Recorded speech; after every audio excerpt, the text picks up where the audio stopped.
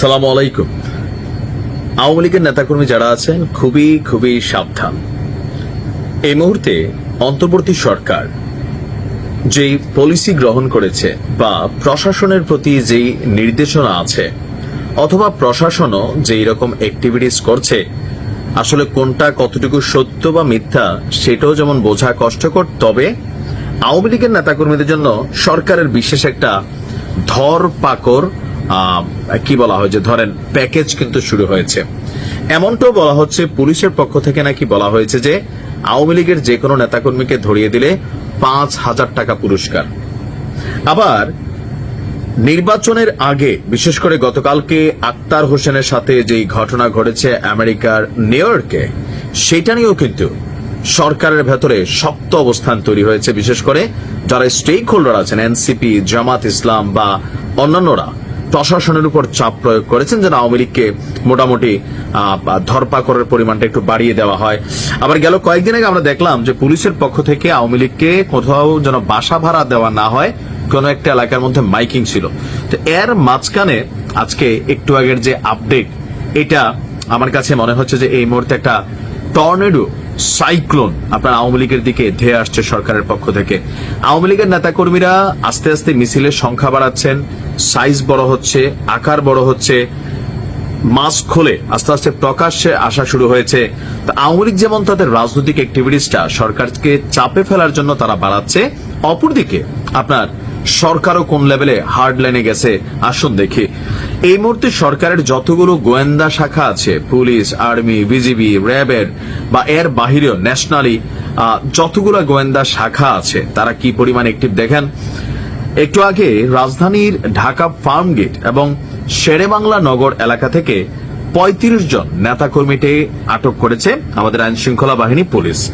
পুলিশের বক্তব্য দুপুর 2টায় ফার্ম গেট আনন্দ সিনেমা হল এবং শেরেবাংলা নগর মূল সড়কে অভিযান চালানো হয় তাদেরকে গ্রেপ্তার করার জন্য, আর সেখান থেকে আটক করা হয়। ডিবি বলছে, আমাদের তেজগাঁও বিভাগের উপকমিশনার যিনি আছেন ইবনে মিজান, তো ওনার বক্তব্য, দুপুরে কার্যক্রম নিষিদ্ধ আওয়ামী লীগ এবং তার অঙ্গ সংগঠনের নেতাকর্মীরা মিছিল করার প্রস্তুতি নিচ্ছিলেন। পুলিশের কাছে গোয়েন্দা তথ্য ছিল, দ্রুত অভিযান চালিয়ে 30 থেকে 35 জনকে আটক করা হয়েছে। যে জায়গাগুলোতে মিছিলের প্রস্তুতি নিচ্ছিল সেখানে অভিযান চালিয়ে তাদের আটক করা হয়েছে বলেও জানানো হয়েছে।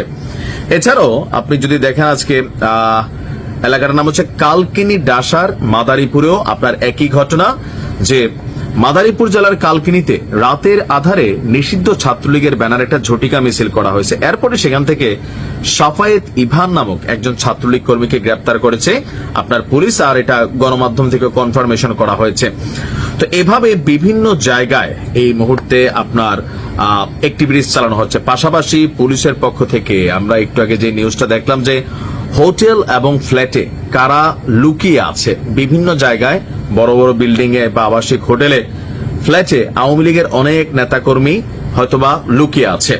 তো সেই জন্য আবাসিক হোটেল, ফ্ল্যাট, ছাত্রাবাসে লুকিয়ে থাকা আওয়ামী লীগের কর্মীদের সন্ধান চেয়ে সাধারণ মানুষের কাছে অনুরোধ জানিয়েছে ঢাকা মহানগর পুলিশ ডিএমপি।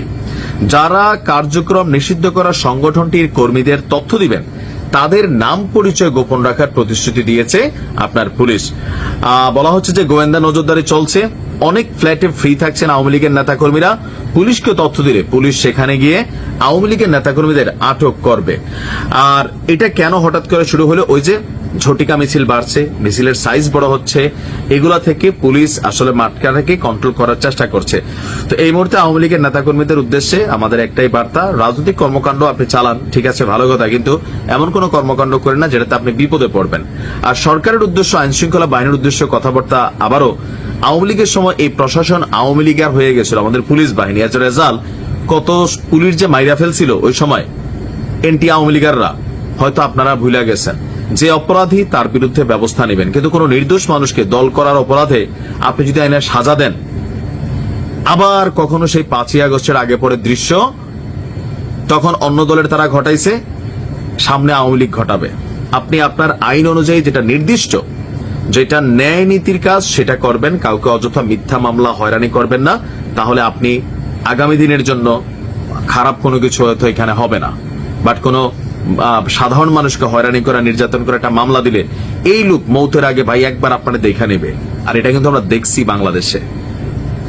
যাই হোক, ভালো থাকুন। আসসালামু আলাইকুম।